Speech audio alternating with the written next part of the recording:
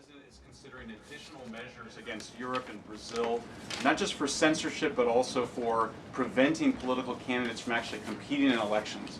We've now seen in Romania, France, and now Germany with Joachim Paul, efforts to basically just prevent candidates from being able to compete in elections. The President has shown some concern around President Bolsonaro, who's being prevented from running. All of this is coming in the context of increased censorship of online platforms, of American platforms, and efforts to censor Americans. I'm personally being investigated under criminal investigation with my Brazilian colleagues for publishing the Twitter Files Brazil. We're very grateful that the President has imposed Magnitsky sanctions on the judge. Is the President considering additional actions, given that it appears that they're going to end up with a conviction against President Bolsonaro, preventing him from running?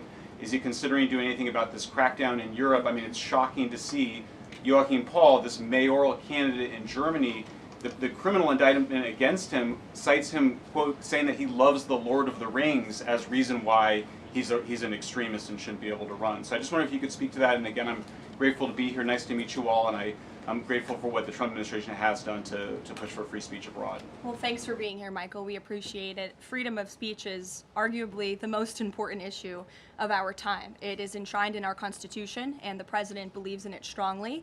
He himself faced censorship in his road back to this beautiful Oval Office here in Washington, D.C., so he takes this very seriously, as does, I know, the Vice President of the United States and the entire Trump administration, which is why we have taken significant action with regards to Brazil in the form of both sanctions and also leveraging the use of tariffs to ensure that countries around the world are not punishing their citizens in this way. And at the same time, the President is, while he's leveraging the United States to safeguard our interests abroad, he's also making sure that freedom of speech remains here in the United States of America. So I don't have any additional actions to preview for you today, but I can tell you this is a priority for the administration, and the President is unafraid to use the economic might, the military might of the United States of America to protect free speech around the world. Quick follow-up to that? Sure. Quick follow-up, which is just, there was a Reuters story saying that the Trump administration was looking at this Europe-U.S. trade deal as one of the sticking points, this issue of the censorship, not just of U.S. platforms, of Americans. Do you have any updates on how those trade talks are going?